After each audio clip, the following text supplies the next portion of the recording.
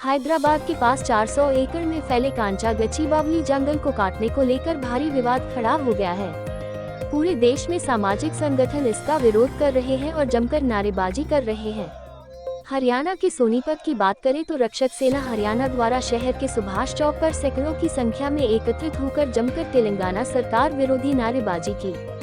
संस्था के सदस्यों का कहना है कि एक ओर तो सरकार पेड़ लगाओ जीवन बचाओ का नारा देती है, वहीं दूसरी ओर खुद ही इतने लंबे एरिया में से पेड़ों को काट रही है, जो कि सरासर गलत है। उनका कहना है कि हम इसका जमकर विरोध करते हैं और हरियाणा के लिए एक दल वहां पर जाकर इस सब का विरोध करेगा। उनका कहना है कि वनस्पति के बिना हमारा जीवन अधूरा है। वनस्पति के बिना हमें पीने को पानी नहीं मिलेगा, पढ़ाई को कागज नहीं मिलेगा, पहनने को कपड़ा नहीं मिलेगा, इतना ही नहीं हमें अंतिम संस्कार के लिए भी लकड़ी नहीं मिलेगी। उनका कहना है कि सनातन धर्म सभी के कल्याण की कामना करता है। आज हमें सोनीपत के सुभाष चौक पर इकट्ठा हुए हैं। संगठन के सभी साथी हैं और युवाओं का जो जोश है, युवा ही क्रांति का कार्य करते हैं। और हैदराबाद में जो यह मामला पेड़ों को काटने का, जंगलों को उजाड़ने का और बेजुबानों का आसरा छीनने का जो कार्य चला हुआ है, उसके प्रति हम यहाँ इकट्ठा हुए हैं कि यह हम बिल्कुल भी सहन नहीं करेंगे। और युवाओं के द्वारा वहाँ पर जो यूनिवर्सिटी के छात्र हैं, उन युवाओं के द्वारा उसको रोकने का प्रयास किया गया, लेकिन उसके साथ साथ में रात के अंधेरे में चुपके से सरकार ने और शासन प्रशासन ने वहां अंधेरे की आड़ लेकर के वहां पेड़ों को काटा है, बेजुबाने के आश्रय को छीनने का काम किया है। उसके खिलाफ हम यहाँ प्रदर्शन कर रहे हैं और भविष्य में इस तरह की क्रियाविधि हमारे क्षेत्र में भी न हो, उसके लिए हम यहाँ जो समाज को चेताना चाहते हैं और जगाना चाहते हैं। प्रशासन से एक हमारी मांग है, जिस तरीके से खकरोई और मलाना के साथ लगता हुआ रोड है, वहाँ भी 2000 पेड़ काटने की उनकी व्यवस्था बताई जा रही है। अखबार के माध्यम से पता चला था कि उनको भी ना काटा जाए।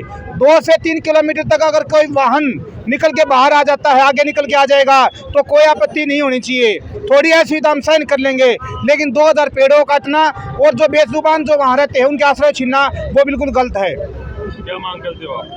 प्रशासन से हमारी यही मांग है, पहले तो भारत सरकार वहाँ पर जिनके द्वारा कृत्य किया गया है उनके खिलाफ मुकदमा दर्ज करे, चाहे उसके अंदर कोई भी मंत्री इन्वॉल्व हो, कोई संतरी इन्वॉल्व हो, प्रशासन कोई बंदा है, क्योंकि उन्होंने विरोध होने के बावजूद भी, सुप्रीम कोर्ट की वहाँ का गाइडलाइन उसके बावजूद भी रात के अंधेरे में आड़ लेकर के काटा है। इसके खिलाफ हमारा प्रदर्शन और मांग भी है, उनके खिलाफ कार्रवाई हो। साथ में हम अपने क्षेत्र से 5 सदस्यीय जो कमेटी है बनाकर वहाँ भेजेंगे और उनके साथ वहाँ पर धरने में सहयोग भी करेंगे।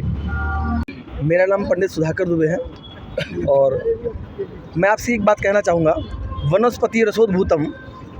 वनस्पति जो है ना, वो संसार का रस है। अगर ये वनस्पति ना हो तो ना आपको ऑक्सीजन मिलेगी, ना शिक्षा के लिए पेपर मिलेगा, ना रहने के लिए लकड़ी मिलेगी, ना शमशान में जलाने के लिए लकड़ी मिलेगी, ना यज्ञ के लिए लकड़ी मिलेगी। जिस दिन वनस्पति ख़त्म होगी उस दिन ये जो छोटे छोटे जीव है जो जंगलों में रहते हैं, वो लोग आपके घरों में आकर के कब्जा करेंगे। उस समय आप क्या करेंगे? सरकार को सोचना चाहिए कि आने वाला समय इनके लिए कितना खतरनाक होगा। ये हम लोगों की भावनाओं के साथ खेल रहे हैं, क्योंकि सनातन धर्म सभी प्राणियों की, सभी जीवों के कल्याण की कामना करता है। और हम हर बार बोलते हैं, सभी पर दया करने के लिए, सभी पर कल्याण करने के लिए हम लोग दूसरों की हेल्प करना चाहते हैं। लेकिन जो ये कृत्य इन्होंने किया है, मैं आपको एक छोटा सा शेर सुनाऊंगा कि मन में जिसे बसाया था श्रद्धा लिए हुए, एक दिन मिले वो हाथ में अद्धा लिए हुए, और चोरी से जिसने सैकड़ों जंगल कटा दिए, वो मंत्री बने फोटो खींची पौधा लिए हुए। ये फोटो खिंचवाएंगे, इतने हजार इतने करोड़ पेड़ लगवा दिए, लेकिन आज 400 एकड़ के अंदर इन्होंने पेड़ कटवा दिए। छोटे छोटे जीव, बड़े बड़े जीवों को कितनी निर्ममता के साथ इन्होंने हत्या की। मैंने देखा जेसीबी से एक हाथी को कैसे मारा जा रहा था। इनको शर्म आनी चाहिए सरकार को। ये जो जाति कर रही है, जो निर्दयता दिखा रही है, ऐसा तो कहीं भी किसी भी समाज में कहीं पर भी नहीं। लोग जो है छोटे छोटे पशुओं को चारा डालते हैं, गाय को चारा डालते हैं, हेल्प करते हैं, एक दूसरे की पट्टी करते हैं, उपचार करते हैं, लेकिन ये लोग घर से बेघर करने का काम करें। ऐसा विकास नहीं चाहिए जिस विकास के अंदर किसी का विनाश होता हो। हमें वही चाहिए जिसमें सभी का कल्याण हो। भारत माता की।